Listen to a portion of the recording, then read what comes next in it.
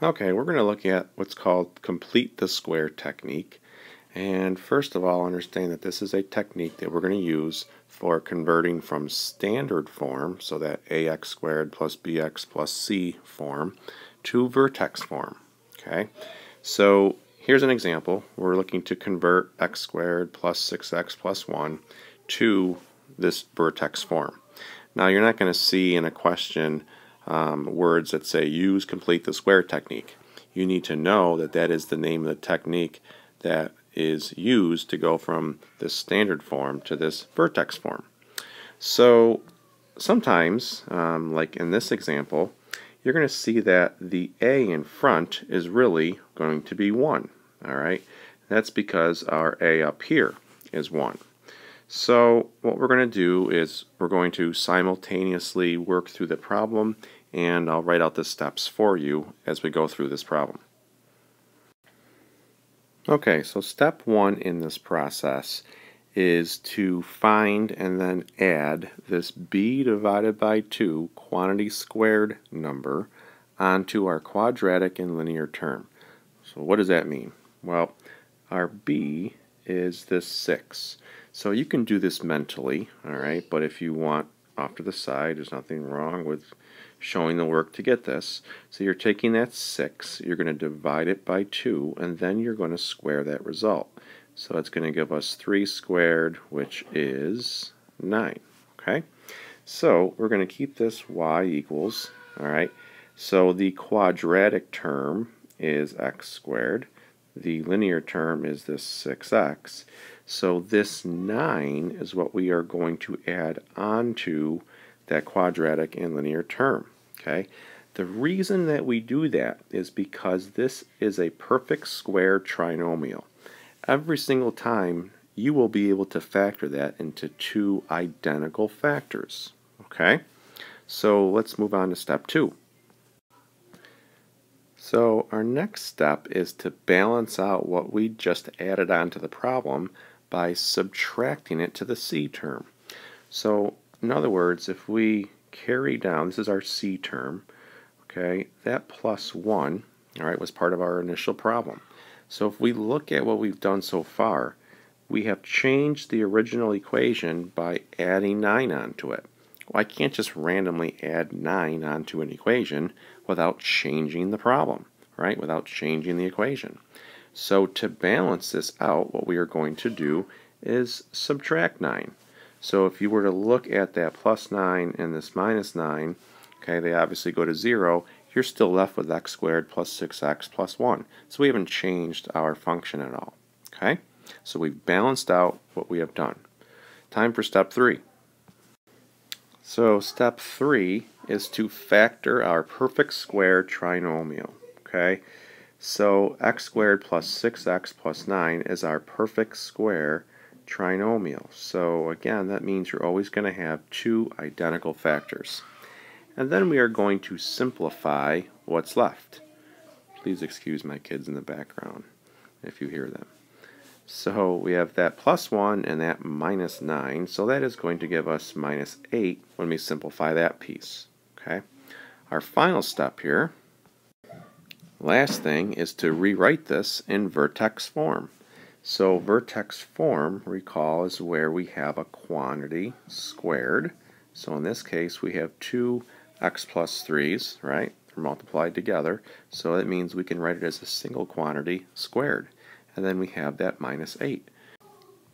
So this is our final answer. As far as the a up above, if you don't see a number in front, it's really assumed to be 1. We don't have to put the 1 there, okay, but it really is a 1. All right. So this is our final answer in vertex form. All right. Keep in mind that the vertex, if we needed to find it, would be -3, -8. And by the way, I'm going to throw in one more thing here.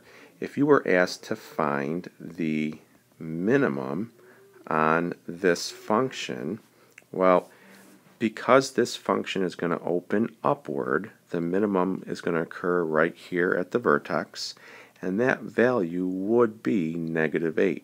Okay? If we're asked to find the minimum on the function, that means we want the least y value, right? The smallest y value. So the smallest y value occurs at the vertex at -8. So you don't want to say that the minimum is the ordered pair, -3, -8. If it's asking for the minimum on the function, it's really asking for the smallest y value. Okay, another example that we're looking to convert to vertex form, but this time we have a leading coefficient of 2 as opposed to 1, so it's a little more complicated. So it's basically the same process, but the first thing we need to do is factor out that 2 from our first two terms only. Okay? If I factor out a 2, I am left with -10x. Okay? And then I'm just going to kind of push off to the side that +3. Okay? Again, if you were to distribute here, make sure you get the same thing you started with. All right? A classic rookie mistake is instead of writing -10x, people will just keep it as -20x. All right? So you still have to make sure that we haven't changed the problem. All right? From there, what we're going to do is the same thing that we did in the previous part. We're going to look at this x squared minus 10x, and we're going to do the complete the square process on that. So this 2 just gets dropped down. All right? Now, this x squared minus 10x is also going to get dropped down. But remember, we need to do the complete the square process on it. Okay? So that means I need to take my -10 divided by 2 and square it. Now, because you're squaring it, you're guaranteed to get a positive number every single time. So we'd end up with -5 squared, which is 25. So 25 is what we would need to get ourselves a perfect square. In other words, a perfect trinomial. All right, perfect square trinomial that can be factored into two identical factors. So we still have this +3, which we're going to carry on down. Now here comes the hardest part for people. Okay, don't write this down, but just watch. This is the biggest mistake people will make.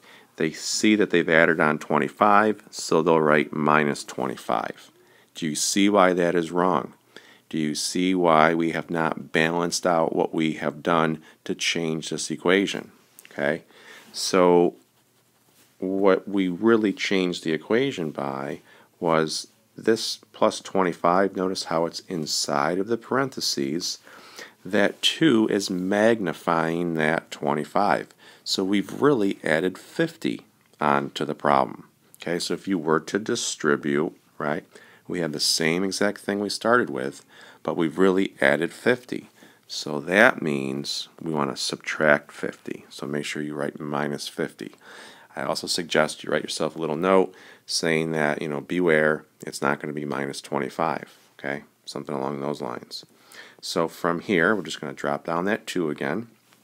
This x squared minus 10x plus 25, we know that's going to be an x minus 5 times another x minus 5. We can just write that as a single quantity squared.